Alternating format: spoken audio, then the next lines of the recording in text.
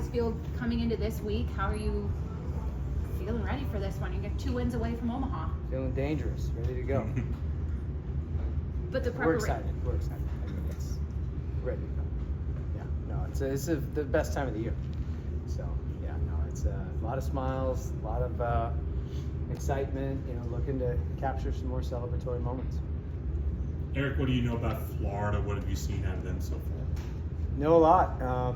They're obviously an outstanding program. This year's team is, maybe not unusual from the caliber of talent that they have, but maybe unusual with just their overall record. But I think what we saw in the regional is the team that they are, and everyone thought they would be at the beginning of the year. So, the regular season and their record in the regular season means absolutely nothing. And all that matters is they won the regional. They're playing well. They probably were a lot of people unsure if they were going to get in, and they got in, and that's going to be a mentally freeing type of feeling. So I'm sure they feel like they've got house money, and they capitalized on that in the regional, and we expect they're hot, and they're coming in here with a lot of confidence, and we know it's going to be a huge challenge for us, especially given the caliber of their players. Speaking of Florida, did you get a chance to say hello to Coach O'Sullivan yet and catch up about the good old days? No. I don't imagine we'll be doing that. What do you remember about that year working alongside him, and what was such an incredible staff here that Coach Leggett assembled? I just remember, recognizing, like, you don't usually recognize when you're at the right place at the right time and very lucky. It's usually something you reflect back upon, but I just remember recognizing that in the moment. Tim Corbin was just named the National Assistant Coach of the Year, was just with the Team USA staff, which usually you don't see many assistant coaches on Team USA. And just obviously everyone knows Coach Leggett and knew the type of head coach that he was, but I think it was instantly recognizable that I was sharing an office with 2 assistant coaches who were going to go off to be outstanding Hall of Fame head coaches as well. And just being in that office with them, like, maybe that's what I didn't recognize, how lucky I was to share an office with those 2 guys. But I did know that these are 2 of the best of the very best to ever do it in college baseball, plus Coach Leggett. So it's just, couldn't have asked for a better opportunity. That's why I have such reverence for Clemson, because this is my first ever coaching job and coaching opportunity, and changed the trajectory of my life, which is why I jumped at the opportunity to come back here, because I hold this place in such high regard, almost like a player would feel about their alma mater is how I feel about this place. It just draws up those same feelings I have when I start thinking about my time at East Carolina, playing for Keith LeClaire, who was part of Jack Leggett's coaching tree. So it's all connected, and it's just that staff and that year and those players and the season that we had. It's all part of those feelings. Erik, you alluded to the confidence that Florida's going to have on the diamond this week, but describe your bunch's confidence that you guys have going into this one. Yeah, our guys are feeling good. They're fired up. I mean, everyone's confident who's made it to this level. Everyone's coming off a regional championship, so how could you not be confident? And we feel especially confident just because our guys have been consistent. Not just this season, but from the day one of the fall, what they've done off the field as well as on the field. How they've competed in the classroom, how they've served the community, as well as the consistency. Maybe not every week. We've had a couple of slip-ups here and there, but our guys from a preparation standpoint have been hyper competitive and ultra consistent. And as a coaching staff and as a program and as Team 127, we couldn't ask for anything more, and draw a lot of confidence just from our preparation, knowing that we're ready. It's time to let it rip. You gonna go obviously with Aiden tomorrow? No, we're gonna go with Tristan tomorrow, and then Aiden game 2. So same 1-2.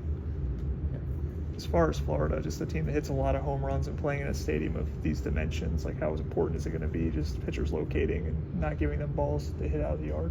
Yeah, it's a good point, because it's not just Caglione with his 31, but Shelton's got 20, and you got a bunch of other guys with double digits. So it's a dangerous lineup, top to bottom, a lot of home run threats in there. So yeah, we'll definitely have to be competitive, and if they hit a home run, we'll take it. You know, they can earn that, but what we don't want is to couple that with free passes or errors or things like that. So we've been doing a pretty good job lately of not beating ourselves and being pretty stingy from a pitching and defense standpoint, and we will absolutely have to do that with a team like this and a caliber of this offense with the power threats.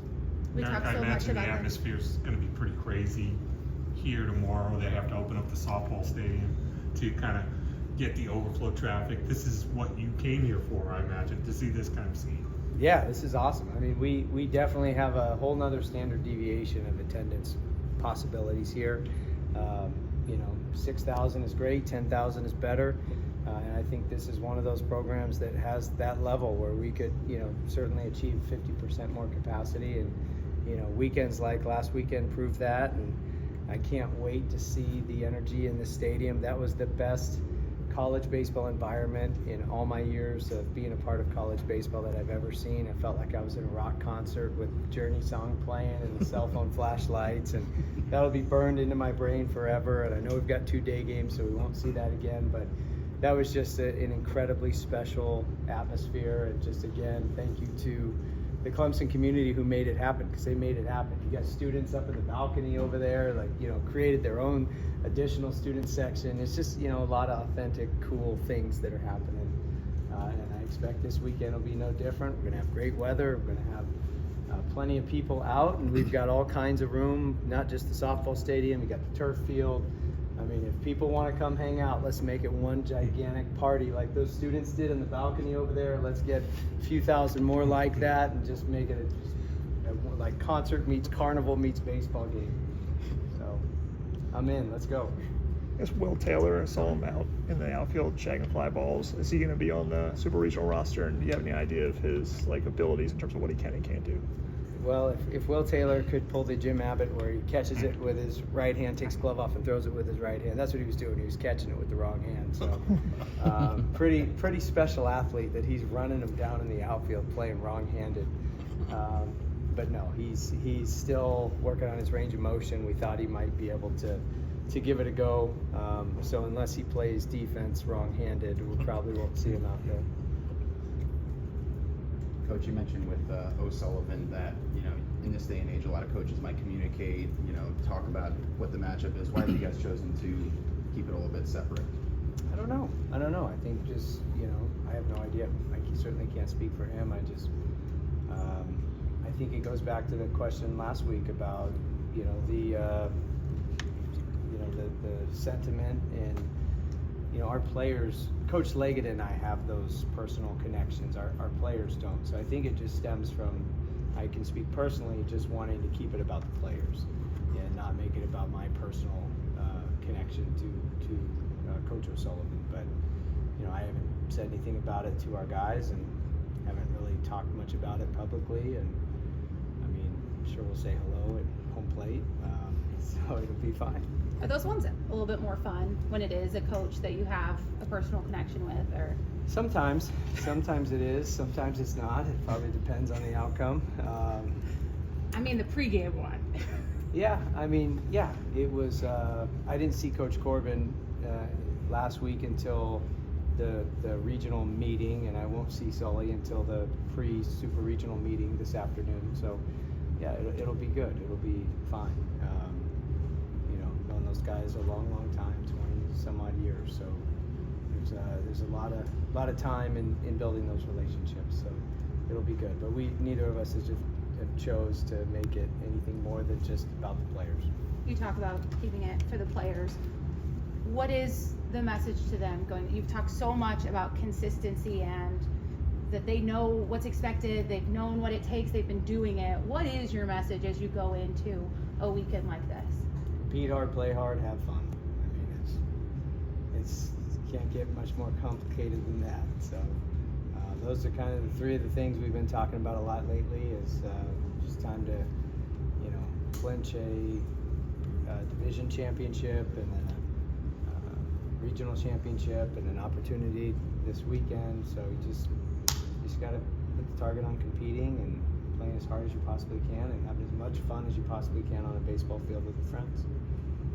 Eric, I know you talked about Jack and your connections a long time. I mean, just going back to it, what made you think, some guys might think, well, you know, I don't want the, you know, the former coach around as much, or at least certainly not in the dugout and part of the program, because, you know, it's now my program.